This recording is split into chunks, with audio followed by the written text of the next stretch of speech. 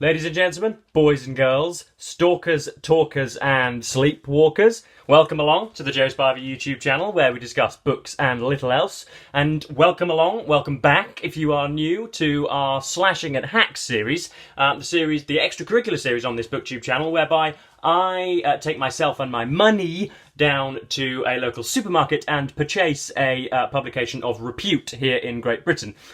For any prospective new viewers that might be joining us, I may look like some seraphic nymph, some ankle biter that knows nothing about anything, that is very wet behind the ears and hasn't been alive for more than a quarter of an hour. Many of my loyal subscribers will know for a fact that I have in fact been around for many, many hundreds of years.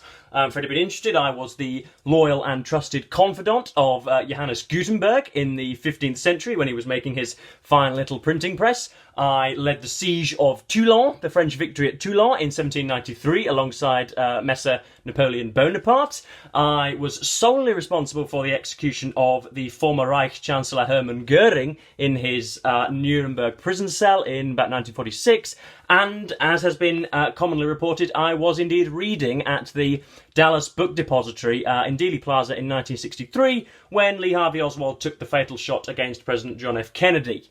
He was the sole shooter that day. For any imbecilic people that think otherwise, I will look straight at camera and say that he was acting alone that day. So yes, I'm not as young and foolish as I may look. So this week I went and got myself a copy of the Financial Times, which disappointed me, I won't lie. I'm aware of the stereotype as a little bit of a rag for the autists of the world, for the numerically minded, those who like a graph and a bit of data and a bar chart. And unfortunately, I thought that stereotype might be asinine, but it is in fact true.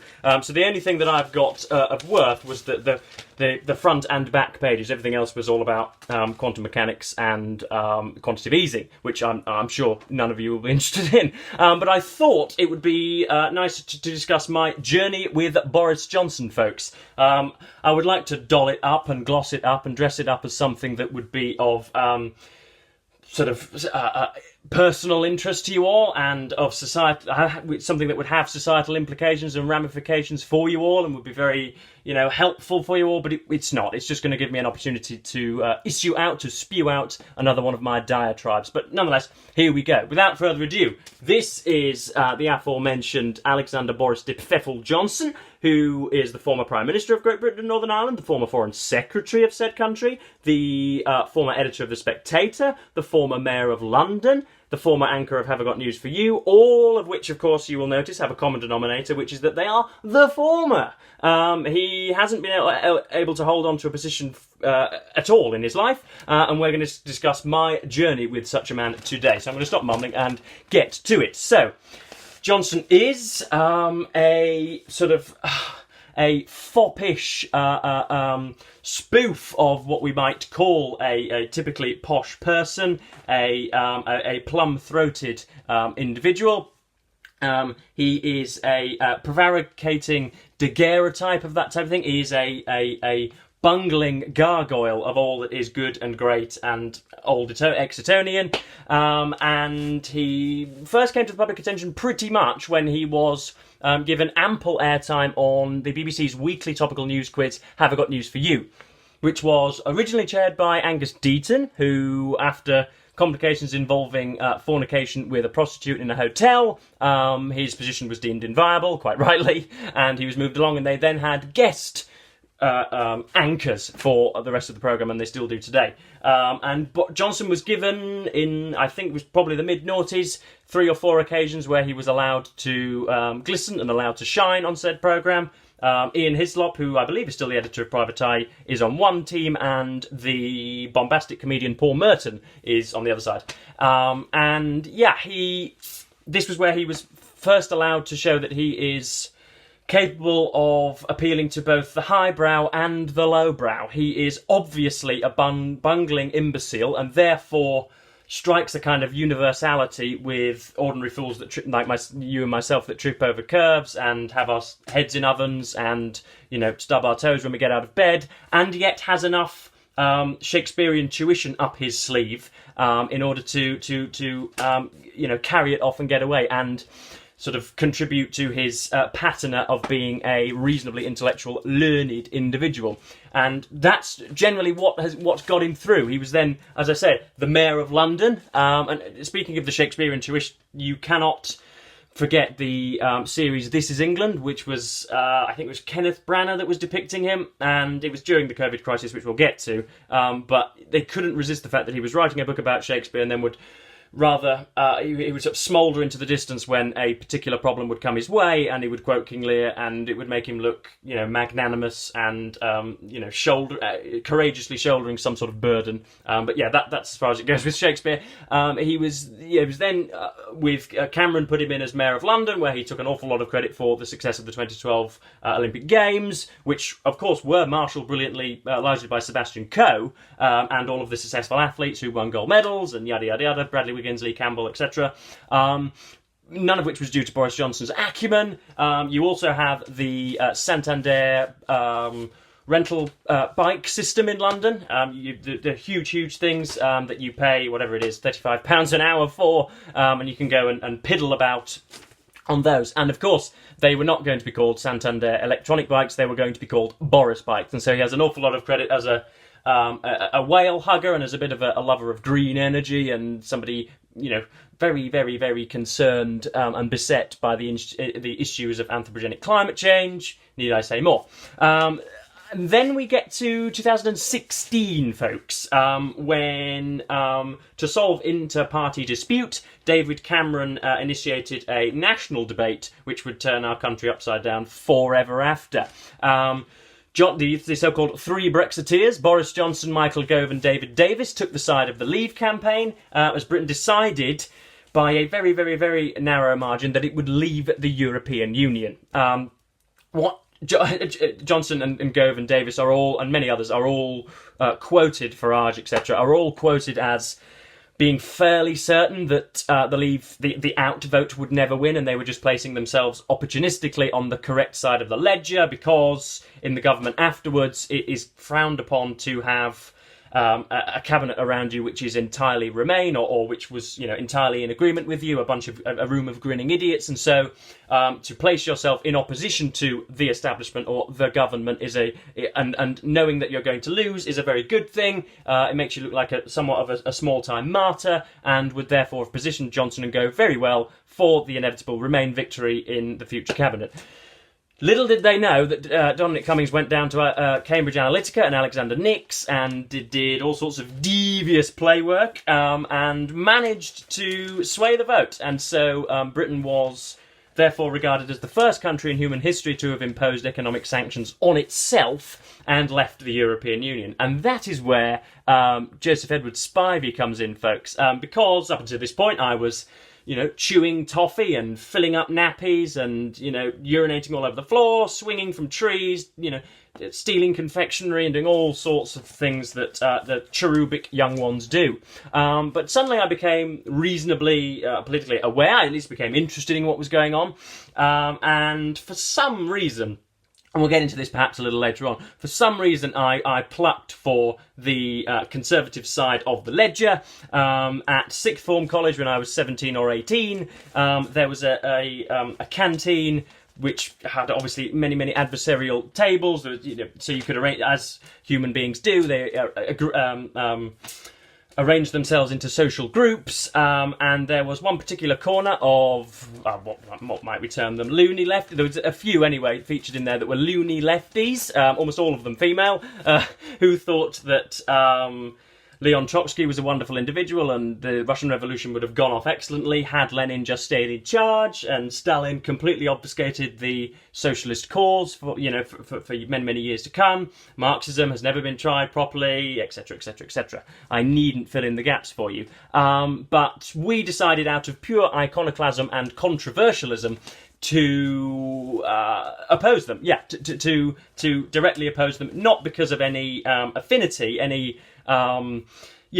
political brotherhood or anything like that. We just wanted to annoy them and support the Conservative Party, and so we started to idolise Jacob Rees-Mogg, David Davis, Boris Johnson, Anne Widdecombe, name a whole host of people that wouldn't have proverbially urinated on us had we instantaneously caught fire, people who didn't give a damn about us, people who didn't care for the plight of the poor, but were just populists that wanted votes. All of a sudden you had a bunch of white working class males that would not benefit from their premiership rooting for them to the hilt.